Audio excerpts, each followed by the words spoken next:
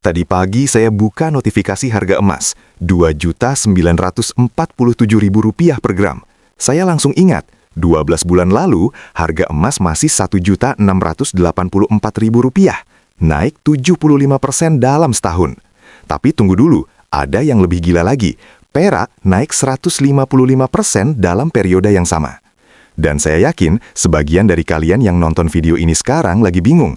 Uang tabungan kalian duduk manis di bank, dapat bunga 3-4% setahun, sementara emas naik 75%, perak naik 155%. Rasanya kayak ketinggalan kereta. Tapi sebelum kalian langsung beli emas atau perak, saya mau kasih tahu sesuatu yang jauh lebih penting. Sesuatu yang bahkan investor berpengalaman sekalipun sering lupa. Dan ini yang bikin sebagian orang untung besar, sebagian lagi malah bangkrut. Di video hari ini, saya akan bongkar habis-habisan tentang emas, perak, dan cash. Mana yang benar-benar worth it untuk kalian pegang di tahun 2026 ini. Saya akan kasih data terbaru per 13 Februari 2026, prediksi dari bank-bank besar macam JP Morgan, dan yang paling penting, strategi konkret yang bisa kalian aplikasikan langsung hari ini. Tapi sebelum kita mulai, kalau kalian belum subscribe channel Asupan Otak, tolong klik tombol subscribe dan nyalakan loncengnya. Karena informasi kayak gini jarang banget dibahas secara gamblang di YouTube Indonesia. Dan percaya deh, video ini bakal ngubah cara kalian lihat investasi selamanya. Oke, langsung aja kita mulai. Sekarang kita masuk ke data yang baru update pagi ini, tanggal 13 Februari 2026. Harga emas Antam hari ini ada di Rp2.947.000 per gram. Ini stabil dari kemarin, tapi kalau kita bandingkan dengan setahun lalu, kenaikannya luar biasa. Februari 2025, harga emas cuma Rp1.684.000 per gram. Artinya dalam 12 bulan, emas naik 75%. Coba kalian bayangin, kalau setahun lalu kalian beli emas 10 gram dengan harga 16,84 juta, sekarang nilainya udah jadi 29,47 juta. Untung bersih 12,63 juta dari investasi 10 gram emas. Itu return 75% dalam setahun. Deposito berapa? Paling cuma 4-5% setahun. Tapi ini yang menarik, harga jual kembali atau buyback emas Antam hari ini cuma Rp2.741.000 per gram. Selisihnya Rp206.000. Artinya kalau kalian beli emas pagi ini seharga Rp2.947.000, terus siang atau sore hari kalian tiba-tiba butuh uang mendadak dan harus jual, kalian cuma dapat Rp2.741.000. Langsung rugi Rp206.000 per gram. Belum lagi kalau transaksi jual kembali ke Antam lebih dari 10 juta. Kena pajak PPh pasal 22 sebesar 1,5%. Jadi kalau kalian jual emas senilai 10 juta, potong lagi Rp150.000 untuk pajak. Mari kita hitung konkret. Misalnya kalian beli 10 gram emas hari ini. Harga beli 10 gram kali Rp2.947.000 sama dengan Rp29.470.000. Kalau langsung jual hari ini juga, harga buyback 10 gram kali Rp2.741.000 sama dengan Rp27.410.000. Rugi Rp2.060.000. Ditambah pajak 1,5%, Rp411.150. Total rugi Rp2.471.150. Rugi 2,4 juta dalam sehari tanpa harga emas turun sedikit pun. Ini yang harus kalian pahami dulu. Emas itu bukan instrumen yang bisa kalian beli hari ini, jual besok terus langsung untung. Kalau kalian main short term kayak gitu justru bisa rugi karena selisih harga jual dan buybacknya gede. Sekarang kita lihat harga emas dunia. Harga spot emas global hari ini ada di sekitar $5.075 per troy ounce, atau kalau dikonversi per gram sekitar $167. Dengan kurs rupiah hari ini di Rp16.810 per dolar, berarti harga emas dalam rupiah kalau pakai harga spot itu sekitar Rp2.740.000 per gram. Tapi kenapa harga emas Antam bisa Rp2.947.000? Karena ada biaya produksi, biaya distribusi, margin keuntungan, dan pajak. Jadi wajar kalau harga emas fisik lokal lebih mahal dari harga spot internasional, selisihnya sekitar 7-8%.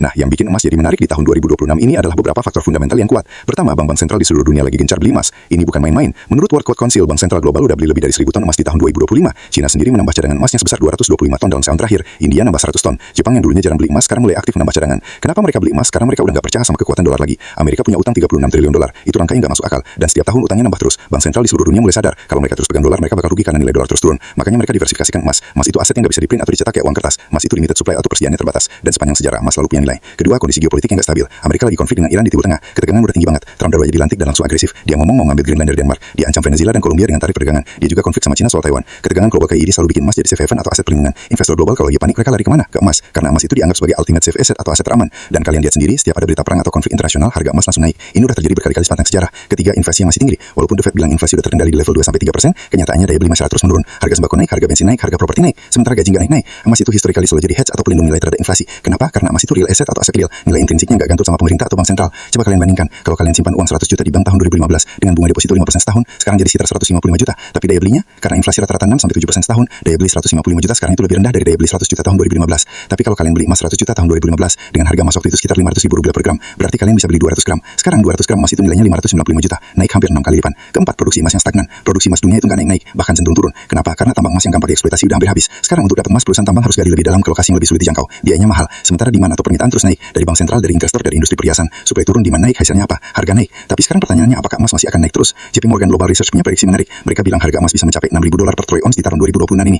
Itu artinya masih ada potensi kenaikan sekitar 22% dari harga sekarang. Kalau prediksi JP Morgan benar dan harga emas mencapai $6.000 per troy ounce dengan asumsi kurs rupiah stabil di $16.810, berarti harga emas per gram sekitar $3.350. Emas antam dengan markupnya bisa tembus 3,6 juta per gram. Tapi ingat, ini bukan jaminan, ini cuma prediksi. Yang pasti emas punya track record bagus sebagai penyimpan nilai dalam jangka panjang. Saya kasih data historis. Harga emas tahun 2000 itu cuma sekitar $280 per troy ounce. Sekarang $5.075, naik lebih dari 18 kali lipat dalam 26 tahun. Itu artinya rata-rata naik sekitar 12% per tahun. Bandingkan sama inflasi yang rata-rata cuma 3-4% per tahun. Jelas emas lebih bagus sebagai penyimpan nilai. Jadi kalau kalian beli emas sekarang, jangan berharap besok langsung naik. Emas itu investasi jangka menengah sampai panjang, minimal 1-3 tahun. Kalau kalian beli dengan niat hold 5-10 tahun, baru emas itu bisa kasih hasil yang signifikan. Dan satu hal lagi yang penting, jangan pernah all in ke emas. Maksudnya jangan sampai semua uang kalian dipakai beli emas, karena emas itu nggak liquid. Kalau kalian tiba-tiba butuh uang, kalian harus jual dengan harga buyback yang lebih rendah. Belum lagi kena pajak. Emas itu bagusnya dipakai sebagai bagian dari portofolio, bukan jadi satu-satunya aset kalian. Idealnya emas itu sekitar 10-30% dari total portofolio kalian, tergantung risk appetite dan tujuan investasi kalian.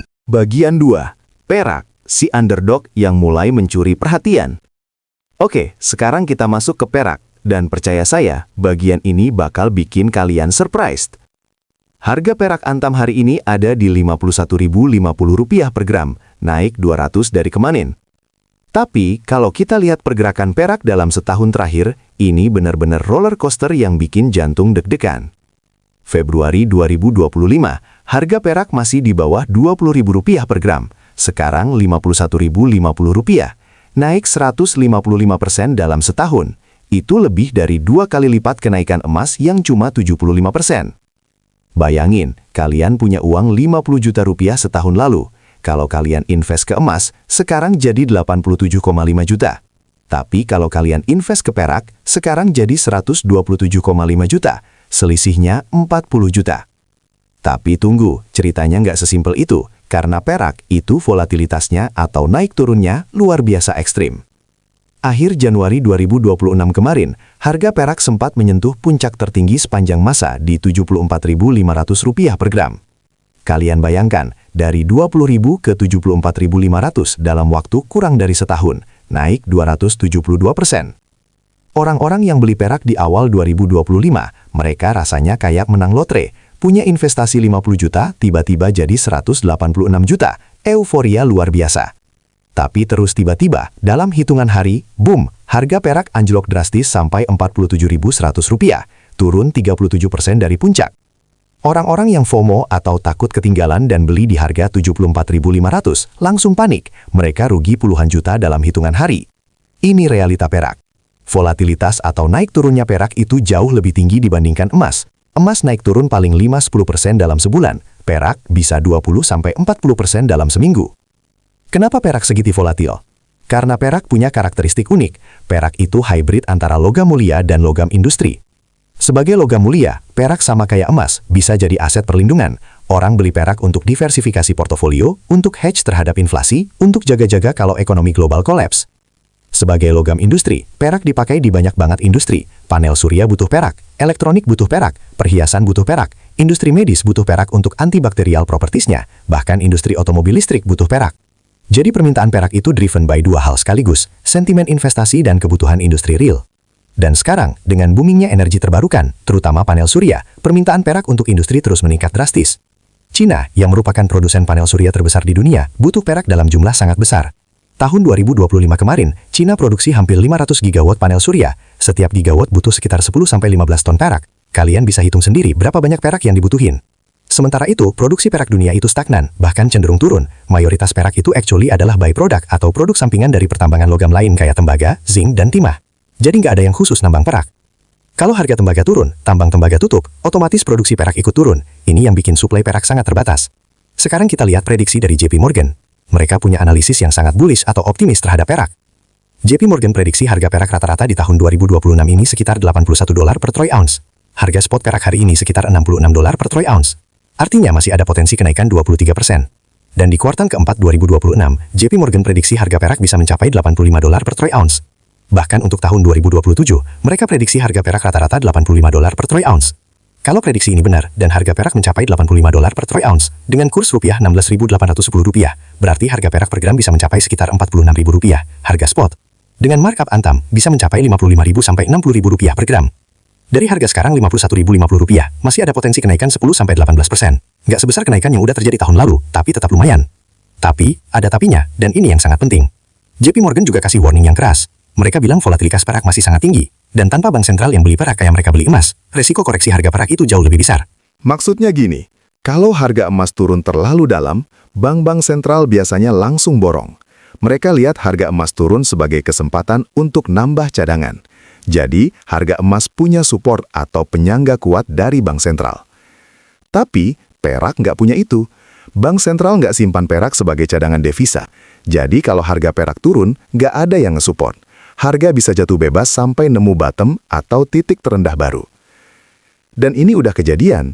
Waktu harga perak turun dari Rp74.500 ke Rp47.100, nggak ada yang bisa stop penurunannya. Turun terus sampai akhirnya stabil sendiri. Makanya, Menteri Keuangan AS, Scott Bessent, sempat bilang kalau fluktuasi ekstrim perak akhir-akhir ini didorong oleh aktivitas spekulatif, terutama dari trader Cina. Artinya, banyak orang yang main perak itu bukan untuk investasi jangka panjang, tapi untuk spekulasi jangka pendek. Mereka beli, tunggu naik sedikit, langsung jual. Beli lagi, jual lagi. Day trading. Dan trader-trader ini kebanyakan pakai leverage atau margin. Mereka punya uang 10 juta, tapi beli perak senilai 50 juta dengan pinjam dari broker. Kalau harga naik 10%, mereka untung 50%. Tapi kalau harga turun 10%, mereka langsung liquidation atau dipaksa jual rugi. Aktivitas trading kayak gini yang bikin volatilitas perak tinggi banget. Dalam sehari bisa naik 15%, besoknya turun 20%. Ini kayak main roulette, bukan investasi. Jadi, kalau kalian mau invest di perak, harus siap mental dengan naik turun yang ekstrim. Harus punya stomach atau mental yang kuat. Nggak boleh gampang panik. Sekarang, ada konsep menarik yang perlu kalian tahu. Namanya Gold-Silver Ratio atau GSR. GSR ini adalah rasio harga emas terhadap perak. Atau dengan kata lain, berapa ounce perak yang dibutuhkan untuk membeli 1 ounce emas. Cara hitungnya simple. Harga emas per ounce dibagi harga perak per ounce. Hari ini, harga emas sekitar $5.075 per ounce. Harga perak sekitar $66 per ounce. Jadi GSR-nya adalah 5.075 dibagi 66, sama dengan 76,9. Artinya, butuh sekitar 77 ounce perak untuk beli 1 ounce emas. Secara historis, GSR itu berkisar antara 50 sampai 80. Rata-rata jangka panjangnya sekitar 60 sampai 65. Waktu harga perak sempat tembus Rp74.500, GSR turun sampai di bawah 60. Ini adalah level terendah dalam 15 tahun terakhir. Artinya, perak lagi sangat mahal relatif terhadap emas. Dan buat investor yang ngerti strategi switching, ini adalah sinyal. Sinyal apa? Sinyal untuk jual perak, switch ke emas. Konsepnya gini, kalau GSR rendah, misalnya 50, artinya perak lagi relatif mahal dibandingkan emas. Ini waktu yang tepat untuk jual perak dan beli emas. Tunggu sampai GSR naik lagi ke level tinggi, misalnya 80 atau 90. Pada saat itu, artinya perak lagi relatif murah dibandingkan emas. Nah, di situ, kalian jual emas, switch kembali ke perak. Dengan strategi switching kayak gini, kalian bisa multiply atau lipat gandakan jumlah ounce yang kalian punya tanpa perlu modal tambahan. Contoh konkret, kalian punya 80 ounce perak, GSR sekarang 80. Kalian tukar 80 ounce perak jadi 1 ounce emas. Tunggu sampai GSR turun ke 50. Kalian tukar 1 ounce emas jadi 50 ounce perak. Tunggu, kalian cuma dapat 50 ounce perak, padahal tadi kalian ada 80 ounce perak. Kalian rugi dong? Enggak, karena kalian salah ngerti konsepnya. Harusnya begini. Kalian punya 80 ounce perak waktu GSR 80, tapi sekarang GSR turun ke 50. Artinya perak lagi mahal relatif ke emas. Kalian tukar 80 ounce perak jadi 1,6 ounce emas. 80 dibagi 50 sama dengan 1,6. Tunggu sampai GSR naik lagi ke 80. Kalian tukar 1,6 ounce emas jadi 128 ounce perak. 1,6 dikali 80 sama dengan 128. Dari 80 ounce perak jadi 128 ounce perak, tanpa modal tambahan, naik 60%. Tapi strategi ini butuh beberapa hal. Pemahaman yang dalam tentang GSR dan pergerakan historisnya. Timing yang tepat, kalian harus tahu kapan waktu yang pas untuk switch. Kesabaran, kadang butuh bertahun-tahun buat menunggu GSR berubah. Biaya transaksi yang rendah, Kalau biaya jual beli kalian gede, keuntungan dari switching bisa habis dimakan biaya. Jadi, strategi ini bukan untuk pemula. Ini untuk investor yang udah experienced dan punya understanding mendalam tentang pasar logam mulia. Kalau kalian pemula, jangan coba-coba strategi switching dulu. Fokus aja ke strategi yang lebih simpel, beli dan hold atau dollar cost averaging. Sekarang, soal cara beli perak secara praktis. Perak antam itu dijual dalam ukuran 250 gram dan 500 gram. Nggak ada yang 1 gram, 5 gram, atau 10 gram kayak emas. Jadi kalau kalian mau beli perak antam, minimal harus keluar duit sekitar 250 gram dikali 51.050 rupiah, sama dengan 12.762.500 rupiah. Lumayan gede kan? Nggak semua orang punya cash sebesar itu untuk invest ke perak. Alternatifnya, kalian bisa beli perak digital lewat platform seperti Pluang, Laku Emas, atau Tokopedia Emas. Di sini kalian bisa beli perak mulai dari nominal kecil, bahkan Rp10.000 pun bisa. Keuntungan beli perak digital. Entry point rendah, kalian nggak perlu keluar puluhan juta. Liquid, kalau mau jual, tinggal klik jual, uang langsung masuk rekening. Nggak perlu mikirin penyimpanan fisik. Bisa DCA dengan mudah, setiap bulan beli Rp500.000 misalnya. Tapi ada resikonya juga. Kalian nggak pegang fisiknya, jadi kalau platformnya ada masalah, ya kalian bisa rugi. Platform bisa ganti aturan sewaktu-waktu, bisa naikin fee, bisa suspend penarikan, atau bahkan tutup. Kalau terjadi rush atau banyak orang jual bersamaan, bisa aja platform nggak bisa handle dan terjadi delay. Resiko cyber, akun kalian bisa dihack kalau nggak secure. Jadi pilihan ada di kalian, mau fisik yang lebih aman tapi butuh modal gede dan ribet penyimpanan, atau digital yang praktis dan entry point rendah tapi ada resiko platform. Kalau saya pribadi, saya prefer kombinasi. Punya sebagian fisik untuk long term hold dan sebagian digital untuk trading atau DCA. Dan ingat, selisih harga jual dan buyback perak itu bisa lebih besar dari emas. Bisa 15% sampai 30% tergantung platform dan kondisi pasar. Jadi, kalau kalian beli perak fisik hari ini, jangan expect bisa jual besok dengan untung. Kalian harus hold minimal beberapa bulan sampai harga naik cukup tinggi untuk cover selisih buyback dan biaya transaksi. Kesimpulan soal perak, perak itu high risk, high return. Potensi keuntungannya jauh lebih besar dari emas, tapi resikonya juga jauh lebih besar. Volatilitasnya ekstrim. Bisa bikin kalian kaya dalam hitungan bulan, tapi juga bisa bikin kalian bangkrut dalam hitungan hari kalau nggak hati-hati. Perak cocok untuk kalian yang risk taker, nggak gampang panik, punya horizon investasi jangka panjang, minimal 2-3 tahun, nggak butuh likuiditas tinggi, punya pemahaman yang cukup tentang pasar logam mulia. Nggak invest dengan uang yang dibutuhkan untuk kebutuhan hidup. Kalau kalian risk averse atau butuh likuiditas tinggi, lebih baik fokus ke emas atau aset lain yang lebih stabil. Tapi kalau kalian berani ambil resiko dan punya mental yang kuat, perak bisa jadi salah satu aset yang paling menguntungkan di portfolio kalian. Bagian 3. Cash, dolar, rupiah, atau Singapura dolar. 16.00 sampai 25.00. Sekarang kita masuk ke topik yang paling menarik sekaligus paling kontroversial. Cash, atau dalam bahasa Indonesia, uang tunai. Dan pertanyaan besarnya, kalau kalian pegang cash, mata uang apa yang paling bagus? Rupiah, dolar AS, atau ada alternatif lain? Mari kita mulai dari rupiah. Data yang saya punya menunjukkan fakta yang cukup mengejutkan. Sejak tahun 1971 sampai hari ini, rupiah sudah turun nilainya 99,99%. Artinya, daya beli rupiah sekarang cuma 0,01% dibandingkan tahun 1971.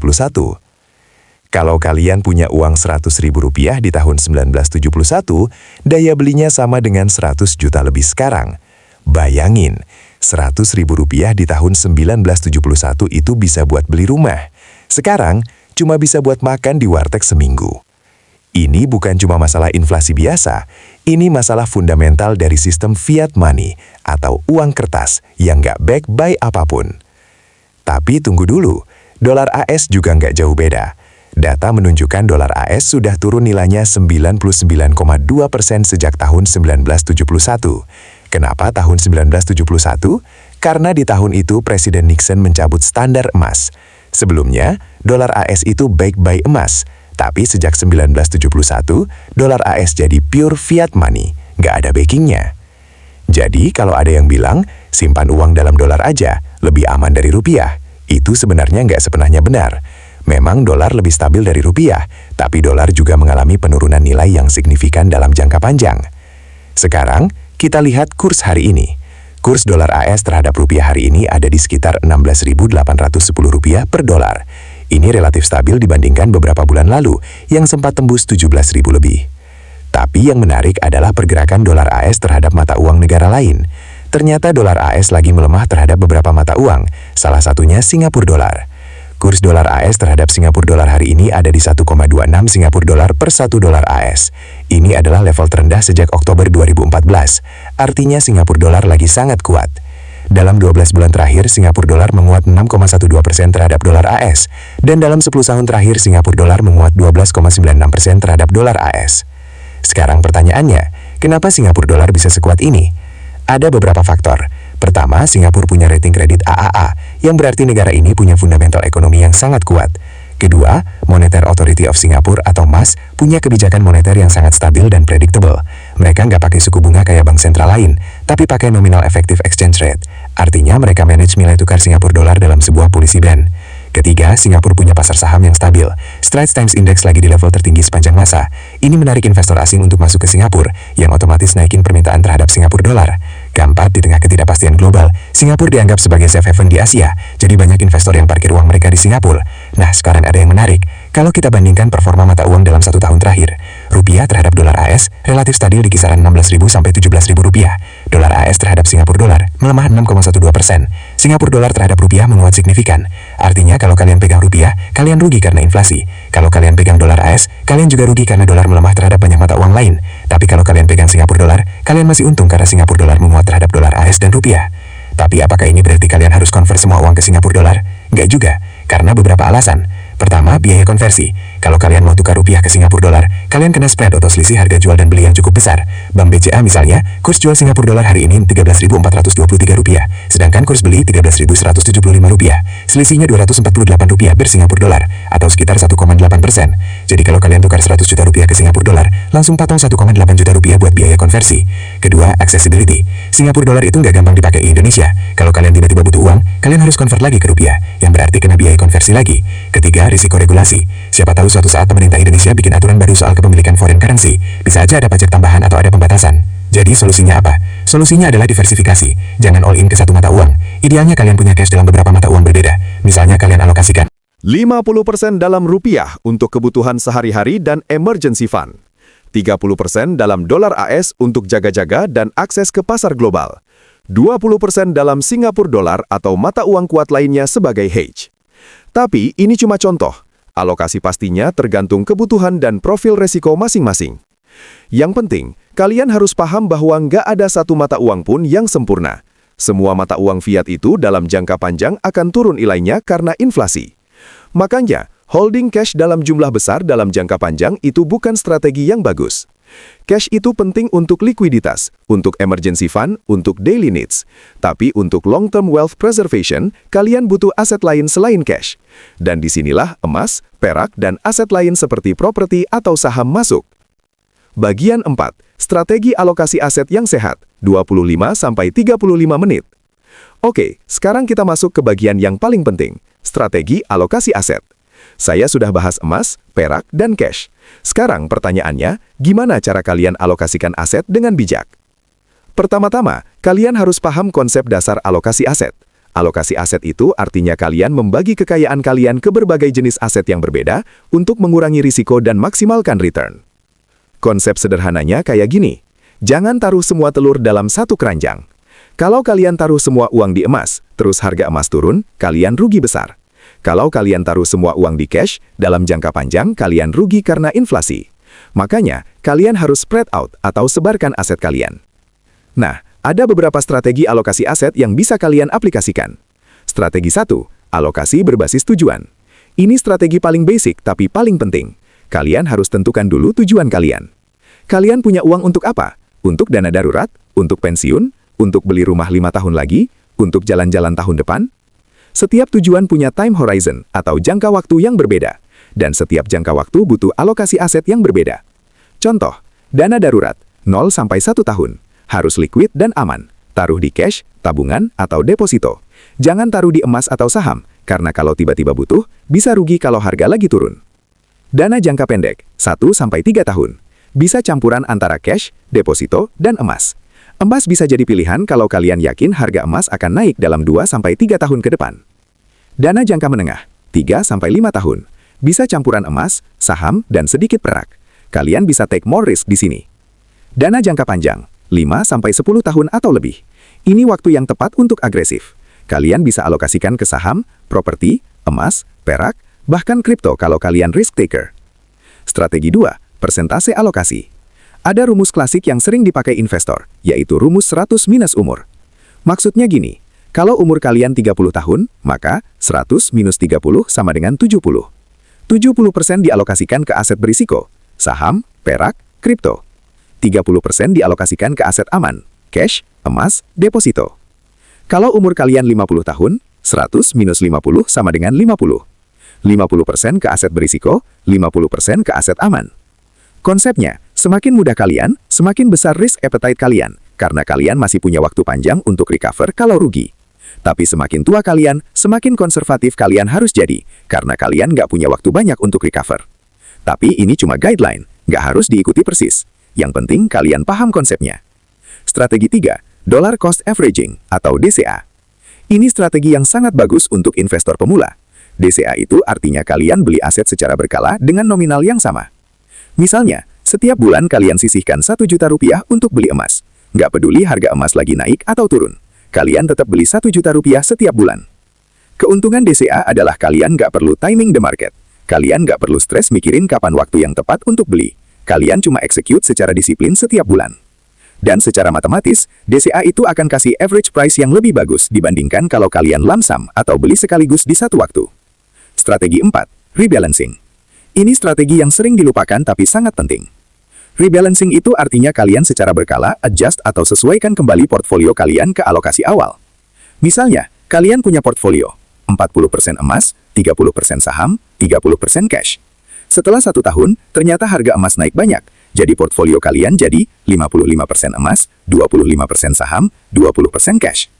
Nah, di sini, kalian harus rebalancing. Jual sebagian emas, beli saham, atau tambah cash, sampai portfolio balik ke 40, 30, 30. Kenapa harus rebalancing? Karena kalau enggak, risk profile kalian berubah.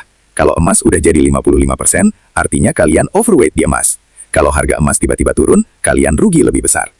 Bloomberg sama beberapa institusi besar sempat lakukan rebalancing besar-besaran di akhir Januari 2026. Mereka jual emas dan perak senilai 17 miliar dolar karena harga logam mulia udah naik terlalu tinggi dan udah melebihi target alokasi mereka. Dan menariknya, walaupun mereka jual 17 miliar dolar, harga emas dan perak nggak goyang-goyang, malah sempat naik lagi. Ini bukti kalau permintaan terhadap emas dan perak masih sangat kuat. Strategi 5. Jangan all in, jangan pakai utang, jangan pakai leverage.